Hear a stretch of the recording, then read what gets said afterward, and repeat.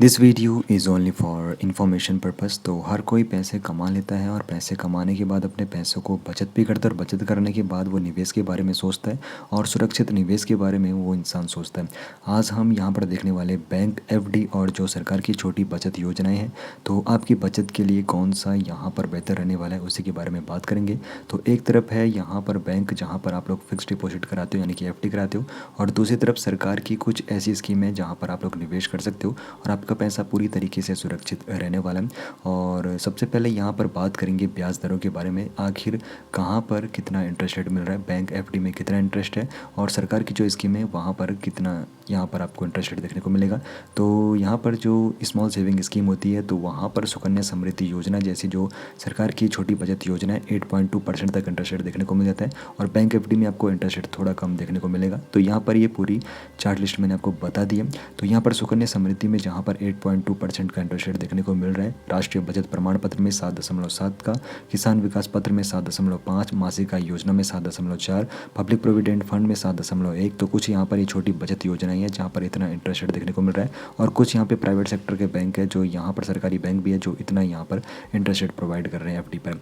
अब यहाँ पर दूसरी बात आती है लॉक इन पीरियड कितना है, क्योंकि लॉक इन पीरियड सबसे ज़्यादा यहाँ पर मैटर करता है जब भी कोई निवेश करता है।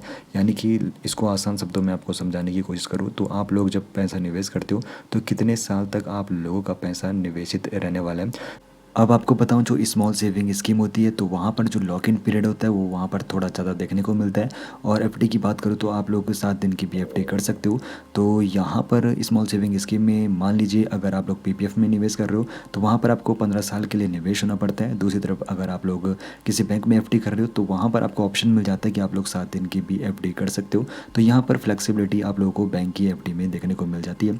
अब यहाँ पर तीसरी यहाँ पर इन्फॉर्मेशन जो रहेगी टैक्स को लेकर रहने वाली है। तो किस प्रकार आप लोग यहाँ पे टैक्स लाभ उठा सकते हो। तो देखो, अगर आप लोग बैंक में एफडी कर रहे हो तो वहाँ पर जो भी आप लोगों ने ब्याज अर्जित किया होगा एफडी से, तो उसको लेकर आप लोगों का जो भी इनकम टैक्स स्लैब होगा तो उसके अकॉर्डिंग आप लोगों को टैक्स पे करना होता है। लेकिन दूसरी तरफ जो यहाँ पर स्मॉल सेविंग स्कीम होती है तो वहाँ पर सेक्शन 80C के तहत वहाँ पर टैक्स बेनिफिट आप लोगों को देखने को मिल जाता है।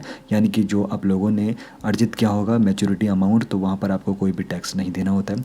अब यहाँ पर अंतिम फैसला आप लोगों के लिए रहने वाला है कि आप लोग यहाँ पर कहाँ पर निवेश करना चाहते हो, स्मॉल सेविंग स्कीम में या फिर एफडी में। तो कुछ यहाँ पर जो रिसर्चर है उन्होंने ये सलाह दी है कि एक जो अच्छा निवेशक होता है तो वो अपने पोर्टफोलियो को डाइवर्सिफाई करता है, यानी कि कुछ निवेश वो बैंक एफडी में करता है तो कुछ स्मॉल सेविंग स्कीम में करता है।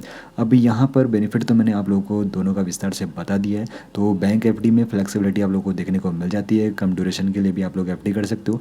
अब सवाल है, अब आप अपने निवेश पोर्टफोलियो को कैसे बनाओगे, कमेंट सेक्शन में ज़रूर बताइए।